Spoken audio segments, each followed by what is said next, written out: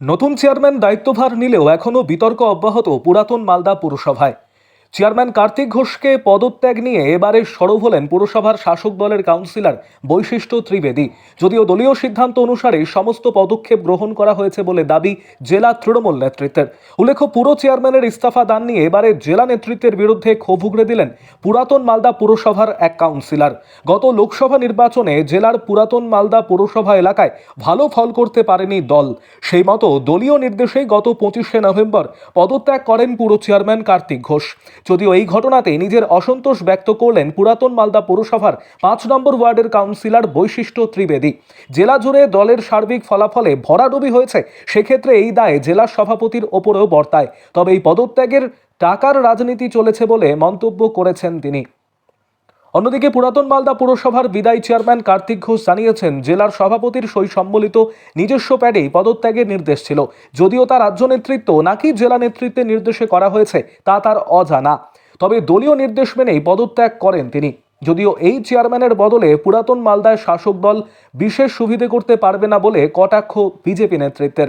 তবে বিচ্ছিন্নভাবে কে কোথায় বক্তব্য রাখছে তা নিয়ে দল অবগত নয়। তবে পুরাতন মালদা পুরসভায় যা হয়েছে তা দলীয় সিদ্ধান্ত অনুসারেই হয়েছে। এক্ষেত্রে বিরোধীদের মাথা না ঘামালেও চলবে বলে অভিমত জেলা তৃণমূলের মুখপাত্র সহ অন্যান্য তৃণমূল নেতৃত্বের। আরও আপডেট থাকতে আমাদের ভিডিও শেয়ার ও ফেসবুক পেজটিকে লাইক করে ফলো করে দিন। কি বলবেন? ওলমালদা পৌরসভার চেয়ারম্যান নির্বাচন হয়েছে, পুনরায় নির্বাচিত করেছে পার্টি। এটা তো নতুন কিছু নয়, তৃণমূল কংগ্রেসের একটা কালচার। গত লোকসভা নির্বাচনে বেশিরভাগ শহর, বেশিরভাগ টাউন পশ্চিমবঙ্গের বিজেপি লিড দিয়েছে। এরা মানুষের রায়কে মেনে নিতে পারে না। মানুষ কোথায় ভোট দিবে, কোথায় কি করবে, কাকে নির্বাচিত করবে, সেটা মানুষের ব্যাপার। ওলমালদা পৌরসভাতেও এখানে চেয়ারম্যান পরিবর্তন করেছেন। এটা ঠিক, এটা দলের অভ্যন্তরীণ বিষয়, এটা নিয়ে আমরা কেউ কিছু বলতে পারি না। কিন্তু চেয়ারম্যান চেঞ্জ করে তৃণমূলের কোনো ফায়দা হবে না, কারণ ওলমালদার মানুষ, মালদা বিধানসভার মানুষ বিজেপির সঙ্গে আছে। কয়েক নির্বাচনে তারা বিজেপির সঙ্গে আছে। আর এই পার্টিটা পুরো কাটমানি পার্টি, যেখানে পয়সা দিতে পারে, যে পয়সা দিতে পারে তার পক্ষে এরা চলে। মমতা ব্যানার্জি রাজ্যের নেত্রী, ওর মুখ্যমন্ত্রী অভিষেক ব্যানার্জি, মমতা ব্যানার্জি পার্টি তো তোলামূলের পার্টি। এটা তো তোলামূলের পার্টি, তোলাই এদের কাজ। যেখানে যে মাল বেশি দিতে পেরেছে তার কাজ হচ্ছে। ওলমালদা তো সেটা হচ্ছে। তাদের গোষ্ঠীতন্ত্রের কথা আপনারা বলছেন, যেটা নতুন কিছু নয়, নতুন কিছু নয়, গোষ্ঠীতন্ত্র তো আছেই। মানে না, এটা নেতৃত্বকে মানে না। এই পরিস্থিতি ওলমালদা তো আছে। হ্যাঁ, কাউন্সিলর, ডিস্ট্রিক্ট প্রেসিডেন্ট সম্বন্ধে কেন আরো অনেক নেতার বিরুদ্ধে তারা বলছে, অভিযোগ করছে। এরা তো কেউ কাউকে মানে না। এই তুলামূলের পার্টি, এরা যেখানে টাকা পায়, যেখানে তারা অর্থ পায়, তার পক্ষে এরা কথা বলে। যখনই তার স্বার্থে ব্যাঘাত ঘটে তখন তারা রুখে দাঁড়ায়। এটা এদের কালচার। কোথায় কে কি কোনভাবে বিচ্ছিন্ন বক্তব্য রাখছেন সেটার ব্যাপারে আমরা দল অবগত না। কারণ বিজেপি নিশ্চয়ই ঠিক করবে না কোন পৌরসভার কে চেয়ারম্যান হবে।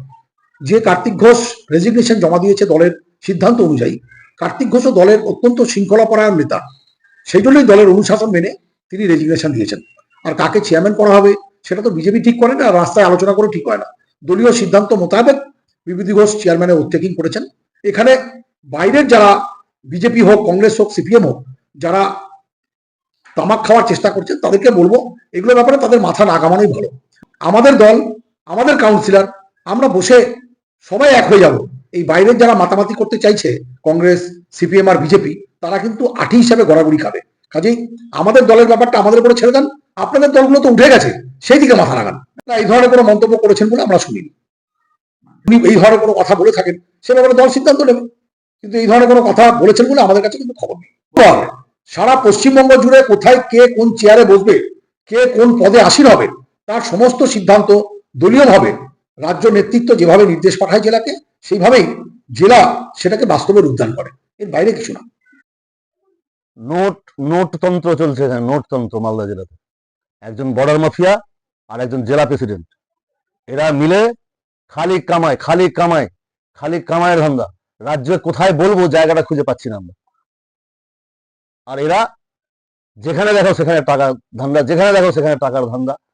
আজকে যদি ভোটের হারের জন্য যদি কার্তিক ঘোষকে সরতে হয়, তাহলে সবচেয়ে আগে তো রহিমবাবু সরা উচিত।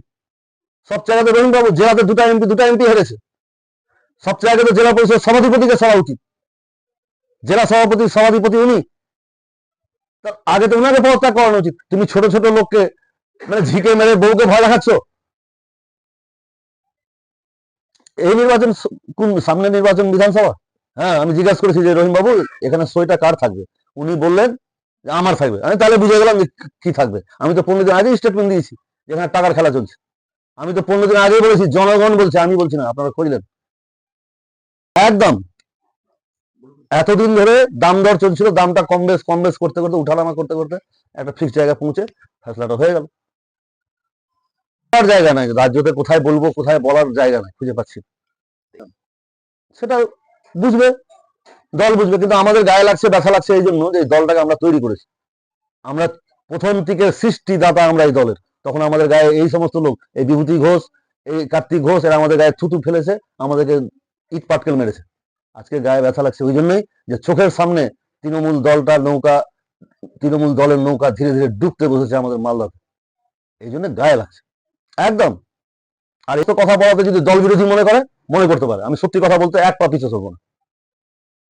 হ্যাঁ, রহিম বক্সি আর একজন ঘোষ, কি ঘোষ আছে বর্ডার মাফিয়া, তারা দুজন মিলেই চালাচ্ছে গোটা মালদা জেলাটাকে। আমি তো শুনছি যে এখানে একজন ঘোষ বলে ক্যান্ডিডেট হবে। আমাদের এই বিধানসভায় একজন ঘোষ আগে ডিক্লেয়ার হচ্ছে যে আমাদের ক্যান্ডিডেট হবে, রাজ্য ঠিকই করলো না। আর উনিরা বলে বেড়াচ্ছে না আমার বউ দাঁড়াবে, তা অমুক দাঁড়াবে।